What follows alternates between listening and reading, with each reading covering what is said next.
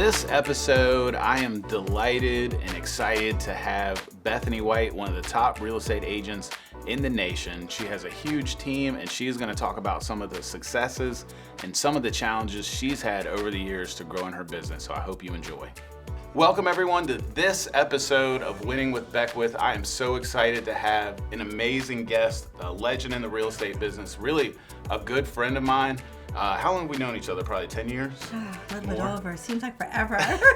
We've known each other. It's been great because we've both grown our businesses really simultaneously. If you ask her, she would tell you she's the reason that my business has been amazing. And I have to agree with her at some point. Yeah. You definitely have helped me over the years, and hopefully you feel like I've helped you a little bit along the way. Good team, but this is Bethany White, and she is a real estate agent here in the Hampton Roads market. And she works for Berkshire Hathaway, which is an amazing firm. And really, I think we should start out with just kind of telling how we met. So I was a new loan officer in the business, and Bethany was already one of the top agents, maybe 1 to 2 years into her career. And I kept calling her with no success. She refused to meet with me over the years. And so finally, I got her on the phone, and she agreed to meet me in her office, but I had to bring her lunch to her office. Mm-hmm. And so do you remember what you ordered?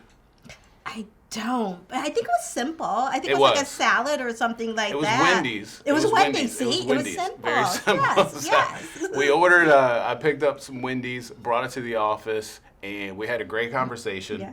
I left the meeting thinking that she is going to start sending me some business, and we were going to start working together, but then I didn't hear from her for a couple weeks, maybe 3-4 weeks. She ghosted me. Okay, these are all true stories. So with that being said, she is so good at her job. She eventually started to send me my first deal. It was a Friday night. This is a true story.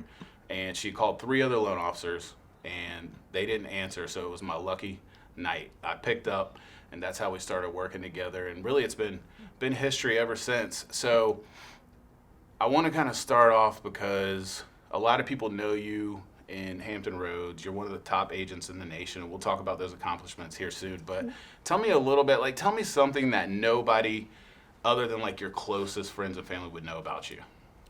Oh, God. That's hard. I love karaoke. I'm goofy. Karaoke? Yeah. Oh my gosh. Now you've seen me do karaoke, but I've never seen you do karaoke. So. I love it. You're gonna put your hands up to your ears, but you can't tell me that I'm not singing. So it's all about love having music. fun. Yeah. It is all about having fun. Yeah. And so, I had no idea you liked karaoke. Yeah. We're gonna have to get that going again. Absolutely. So, with your accomplishments, I don't want to understate exactly what you've accomplished, but basically you just found out you're a #1 agent in Virginia. Yep. Right now. Mm-hmm. You've been one of the top agents in the nation. What were you ranked last year? We were 22. Yeah. 22 in the nation. And so Bethany, I've watched your career develop from just Bethany White to now a team of, how many employees do you have now? I think we're right at 26. Mm-hmm. 26 employees, which originally Bethany started out as just you. It was just me. I don't know how you did it, but you did it. So started out, now you have 26 employees, and basically you were an overnight success, right? One day it was just you, the next day you had 26 employees? Oh, yeah. It feels like it, but no, lots of hard work, and that is funny. I just have to go back to your story, though, at the beginning.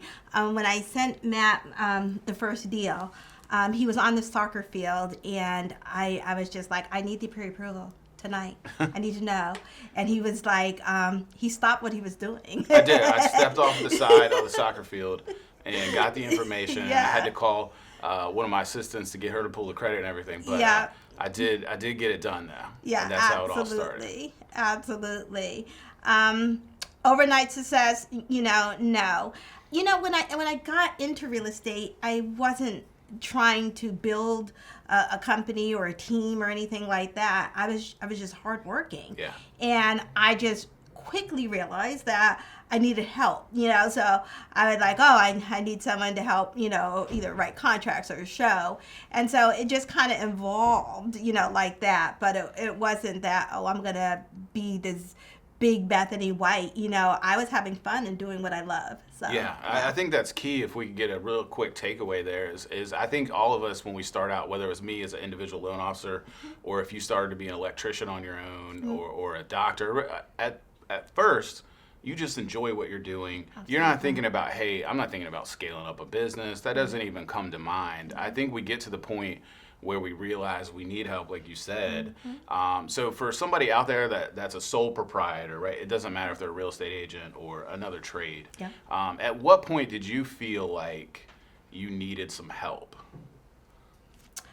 I think when I got dumped 10 listings at one time from an investor. And I was like, okay, I'm going to need some help.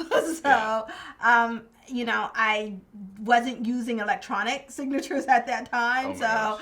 I was scanning it in and getting it signed. And so I quickly just I'm going to need some help. And I just marched out there. And that was my first person that I hired. And it just went on from there. So if you love what you do, it's not work. It's just, hey, I need someone to help me have fun. And Yeah. So what was I know specifically you got those 10 listings, which for those of you not in the real estate business, that's tons of work all at once. Mm-hmm. It's basically getting 10 jobs all at once as a builder or an electrician. And so, what was the feeling that, how did you feel emotionally? Was it an overwhelming feeling? I'm just trying to help others kind of understand when they need to hire somebody. I think when you get scatterbrained, and so you can't scale a business and be unorganized. I'm a very planner, and one of my problems is I like to micromanage. It's not good. So, that could be a good thing. We can talk about that later. We will.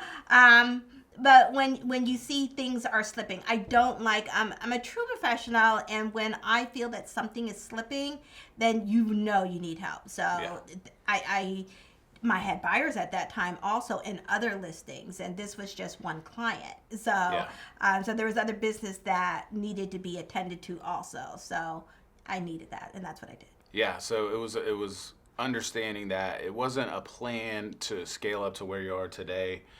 Just kind of that feeling, hey, I need help. I enjoy what I do. Mm-hmm. And at some point, you have so much business, and we talked about this on previous episodes. When you have so much business, you're not able to service the clients like you want to. Yes. And that's where you're at when you need to hire some people. And Absolutely. So, going back to the overnight success, I was joking about that just so everybody knows, okay? Because I've seen and watched some of the ups and downs in hiring people, hiring the wrong people, and having the personnel struggles that we all have in any business. But if you could kind of pinpoint a couple things, what were some of your biggest challenges over the years as you were growing your business? People, the right people, and identifying exactly where you need the people at. Yeah. I would say is one of the biggest challenges of my company. Yeah. So what would you say? How did you identify those people, or how did you notice that somebody wasn't fitting in a particular position? And you can give specifics without naming names. I mean, some of it is people not knowing their job, and some of it is just they're not sales or they're not process oriented, and so you observe and you watch, and because I like to watch and micromanage, it quickly became apparent that certain people were not equipped to do certain things. And so that saying, oh, everybody can be a salesperson, No, I don't agree with that. So with any business, growing it, processes is just creating new processes. I think us as business owners, when we create a business and it does very well, sometimes we forget to get back to the basics. That's good. And getting back to the basics and the core of your foundation, because a foundation always cracks. It doesn't matter if it's 100 years, if it's 5 years. So you have to build a strong foundation, and you still have to go back and do some things to the foundation so your business can grow. Yeah, that's a really good point, because I've watched in my personal business over the years, whenever you think you have it figured out, that's when it's not figured out. Yes. Yeah. Oh my I goodness. get to the point where you're like, okay, everything's going great. I'm ready to grow. I'm ready to do all these things. And then Go you're over like, to China for a month. and you just get punched in the face. Yes. And you're like, oh, Yes. okay. Yes. Not quite ready, for that. So as that was, happening, you're identifying talent over the years, and you were, struggling's not the right word, because you've always been successful. But from building your team and your culture and that type of thing, you mentioned identifying the right people, and obviously people are very important. But was there anything else that maybe you came up against other than the hiring piece? You talked about processes a little bit.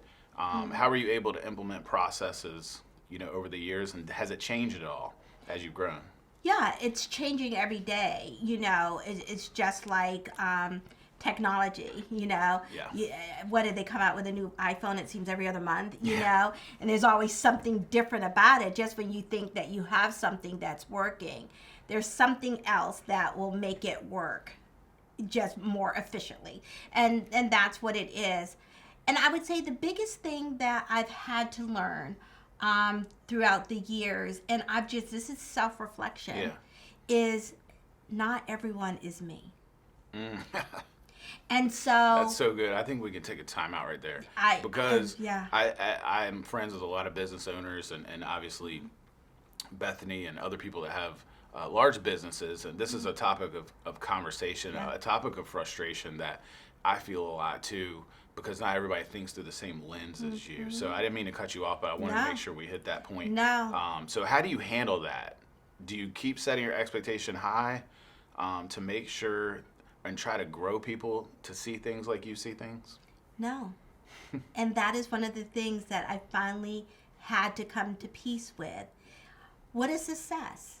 Success is different for everyone. Yeah. And so what we feel and what we think is easy, and what do you want to make? And we think that they want this great life that we're able to provide for them. But people's needs are different. And so you can't measure people by what you want. And you're not going to get 100%. You may not even get 80%. Yeah. But you have to be okay. Maybe with the 80% that does go right, or the 75%, you just have to take the wins and understand that it's not you. And take a breath of just air and exhale. That's such a good point, because I do talk to a lot of leaders, and we talk about this a lot, is at what point, and you had this self-realization, you said that you realized that not everybody is going to be you. I always joke around, like, if they were you, they would be starting their own business. Absolutely. And probably wouldn't be working for you. So Exactly. And I think that is so big if you're a business owner, and I'm not saying, and Bethany's not saying, don't hold people to high standards. I think getting the max potential out of each individual employee and figuring out what their goals are is key. It's not about them reaching what level you want them to be at. Absolutely. It's really helping them get to their max potential in that position they're in, which is what I think is what you're saying. Absolutely. And knowing that the job just may be a stepping stone, you have to understand, what do they want out of life? Yeah. Because if you understand what your employee wants out of life, then you can help them achieve that. Yeah. And you have to be okay with knowing that this is just one step to the bigger step, and be okay with that. Yeah. Because I know a lot of times be like, what? You don't plan on working for me for the next 20 years? Yeah. But no, so it's just one step at a time, and be thankful for what you have. I made a couple of my people sign lifetime contracts. Right? and that's what we want. We're like, how could you leave us? Yeah. It's not going to be good out there, okay? And so, but it's true, and we have to help our team grow. Yep. And if they do want to push it to the next level. Yeah. So when you have people on your team, especially salespeople, and there's going to be very ambitious people that we have, and so when we get to the point where we feel like, or they feel like, that they're ready for the next step, and they don't fit into or they still fit into our team. Like you said, we want them on our team because they're really good at their jobs. But they want to grow. They want to hit the next step. How do you handle that when that comes down the road? I love it, and I start with my business and see if there's something there that could work for them. And if not, then, Hampton Roads is so small. And I picked up the phone and called a lot of my colleagues or other business owners to see if I can help, in any way. Because good people are just hard to come by. And if they want to be ambitious and there's something that doesn't work at my company, then I do want them to be successful. Yeah, I've noticed that over the years. There's a lot of people that have started out on Bethany's team that are now very successful outside of Bethany's team because of her training and her leadership has helped them over the years grow, whether it's at your company or another company. I know you'd rather keep them just like me, but I want you with me if you guys are listening to this. I don't want you to leave. But so we talked about some of your challenges. I used the word struggles, and I think that's a bad word. It's more challenges. Just figuring out how to overcome some of that. And we could talk a lot about that, but I wanted to talk some of the positives. Like, what was something that came easy to you over the years as you've grown your business? Easy? Is anything easy? Oh, God. Easy is probably the wrong word. But like the side of the business that you talked about being fun, like what do you find fun about what you do every day? People. Okay. People are fascinating. Human behavior is fascinating. Predicting what they're going to say, because, people. So you know what they're going to say. And it's, you can't take it personally, And so that's why it's the fun. You wake up every day. What am I going to learn today? How am I going to grow today? Yeah. And how can I help somebody today? Yeah. And that's the attitude. I wake up every day. I have fun with it. And I try to exhibit that for my employees and my team. So we've talked a little bit on the podcast before about when we receive negative feedback as a business owner. So it could be a customer, could be an employee. What I talked about a lot is when I first get that negative feedback, I typically feel very offended at first. Don't we? I don't know if offense is the right word, but hurt, betrayed. Yeah, it's like something in our heart, and then something we along try those lines. to justify. Yep. So the first, as humans, we try to justify that it's not true what they're saying. Yeah. So we go into defense mode. But then what I've learned, in any time there's a negative comment, there's always some grain of truth in it. That's so good. So I take it after we calm down, because that's human. No one likes to get attacked and feel like that. And so we look at ourselves as perfect, but we're not. And so when you actually calm down and you look at it, I now love negative feedback because it gives me an opportunity to grow. Yeah, and I think as a business owner, that's key. And we talk about this, but it's really personal accountability and accountability for your business, and saying, because our first reaction is like, oh my gosh, I didn't do anything wrong there. Everything was good. My team member did this, this, and this. You should have But your there's phone. always something as a business owner that we can look at and try to get better at, which I think is key. And I just wanted to bring that up real quick, just because I think a lot of business owners at first get that offense feeling. And so that's good. So I want to transition a little bit, because we've talked a lot about scaling a business, and I know a lot of individual business owners that have struggled to go from an individual, right, or maybe 2 to 3 individuals on a small team or a small business, and to scale up their company to 26, 30 employees, to grow their business. Obviously, there's millions of dollars of revenue coming in for your business. So, so when you went from like just yourself, just one real estate agent, to having a team, do you remember like 1 or 2 of your key hires, not by name, but what did they do, and then how did that look for you in your business? Well, they were a reflection of me. Okay. That was the biggest thing. I was only one person.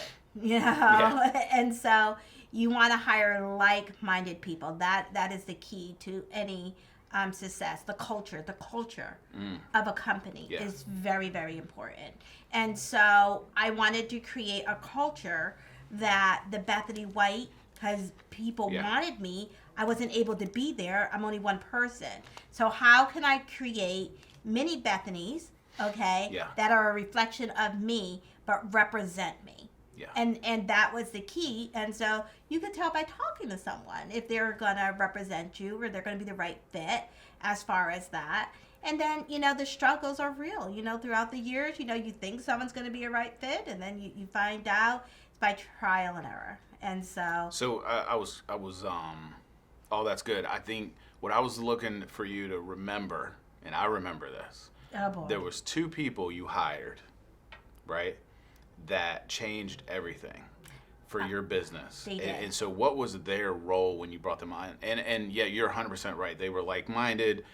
And you know what, the one key that I want to talk about with these 2 people, before you talk about what role they had, but they were all about supporting Bethany. And I think when you're bringing people into a leadership position, they have to believe in your vision as a company, as a team, that they are going to live that out. Basically, that they are going to be a reflection of you when you're not around. And so if there's any negativity surrounding you, these people always have your back.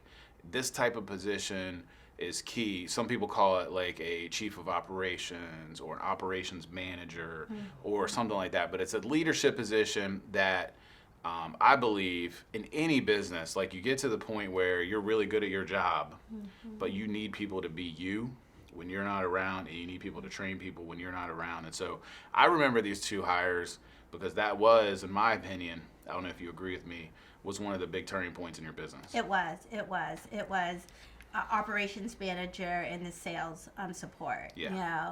They have been wonderful, and they just the nicest people. They sold a business. They had a business and they sold it, and they did not need the money. It wasn't about money. It was how could they help, and I mean, they have literally changed my life and helped scale the business. And by hiring them, that has helped me grow and take my business to the next level. And I couldn't have done it without them, and I'm forever grateful for them. Yes, and one of the things I wanted to bring up to the entrepreneurs out there and the business owners is the key in this was Bethany said the like-minded, right? But what does that really mean when you're like-minded? And I tried to touch on this, and I just want to make sure everybody gets this. Like, these people are all about you and your business and helping you grow your business. And so they take all that out. When you take that out of that leadership position, then it doesn't work. That leadership position has to be on board with supporting you and supporting growing your business, which they did, which I think is great. I've witnessed it over the years because they basically are you when you're not around. And so one of the things that I know personally over the years growing my personal business is that when you get the right leadership person in place, it helps you scale. Yes. But it also helps you have a personal life. Oh my goodness. So, yes. Let's talk about personal life. Yeah. Oh, yes. So tell me how hiring and scaling. So you've been able to do more business. Yes. And not have to kill yourself personally. So tell us a little bit about that and how that's changed over the years. The true entrepreneur is grinding 24/7, and the family is an afterthought, and the family, they need to understand because we're making money, and so they become an afterthought. And so knowing when you hire key people, and that is what is essential for your growth and for your family to have a work-life balance, and to be able to have family go to functions, whatever it may be, and so that's what's key, and that's important, and not just chasing, but having people chase you. Systems and processes in place. Absolutely. And when we first start our business, it is only us, and as your business grows, it does become a burdensome not only on you personally and your health, in your family, in your relationship, your marriages, etc. Yeah. And so there is the point where you can't do it anymore. And my goal, one of the goals of doing this podcast is to help people share what I've learned over the years. Obviously, I'm still learning a lot every day. Actually, I'm learning a lot right now, just from sitting here with you. But I think that one thing I'm really passionate about is it doesn't mean you don't work hard. And I think sometimes people get that confused. You're doing different activities than what you did before. So you may not be answering your phone at 9 o'clock on a Saturday night because you're out on a date with your husband. Yes. But you're still working hard. But I always tell people you can work hard while you're at work. Yeah. And it takes care of a lot of the after-hour stuff. Plus, having good processes and a good team is always key. It's always key. I remember, so Matt was trying to grow his team. And, oh, you're not supposed to tell stories about me. And he would get key people in place. And Matt went through some people. You can tell him the truth. You didn't so like Matt it. went through a lot of people because they couldn't handle me. And so he would bring me somebody, and I would just rip into them, and he was like, oh, snap, they're not going to work. So he'd bring me somebody else, and, so he finally brought somebody, and I was doing my regular, he thought he had somebody. He can't get rid of me. And so I called him, and he actually answered my question to my satisfaction, And so I was like, oh, okay. And so I tried it again, I left Matt alone and tried it again. And I was like, okay, we have something. And that's when I was able to leave Matt alone. And I think that's what helped you grow your business. It definitely was. So, we were talking about your leadership. I had the same thing in my business. When I found the right leader that was a reflection of me, that was sold out to help us grow our team business, then the high maintenance clients like Bethany, that they supported that, and it did help me get a work-life balance.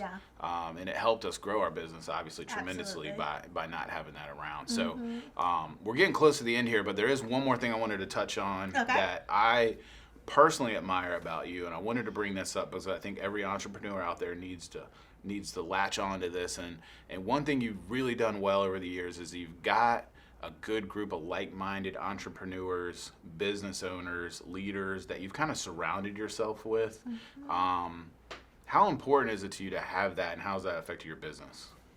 Oh, it's so important. In life, I think you realize that some people come into your life for a reason, and some people for a season. And it is okay to have people in your life, but to also surround yourself around like-minded people and join different things that you can help push. There's nothing like having a problem with a CPA, but you're talking to someone who doesn't have a CPA, but they're giving you advice. So, having people that have the same challenges as you, that get you, that you can bounce ideas off of, is very critical. So make yourself uncomfortable. That is the key. I believe one of the key things to success is getting uncomfortable. Sometimes we become complacent and, hey, we're good. We don't need any new challenges. We don't need any new people. We're good.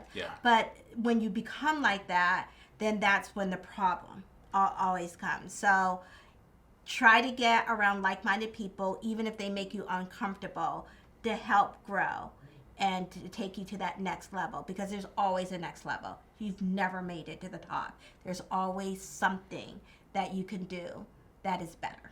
Yeah, and getting yourself around people that are open and transparent, and being vulnerable, like you said, in your own business, and sharing some of your struggles, it really helps just open up the dialogue, open up the conversation, because there's so many challenges that we face as business owners that if we just keep it inside, it doesn't help, because other people are experiencing the same thing. And I'm not saying you go to all your staff and tell them exactly what challenges you're having, maybe some of your key staff, but when you're trying to grow a business, there's always going to be ups and downs. And so I think having that network of people around you that you can call and vent sometimes. Yeah, that 5%. Call and say, hey, do you have any ideas? And it doesn't mean you do all the ideas, but just hearing other ideas, other people's perspectives. I know for me personally, it's helped grow my business. I love talking to you. I love talking to other entrepreneurs, people in our business, outside our business. So I encourage everybody, no matter what business you're in, find some people that are like-minded, that are going after the same thing you did, to help you with ideas, to help grow your business, but really just somebody that you can talk to that's going through some of the same things. And I think that's key. So we're coming to the end, and one more question.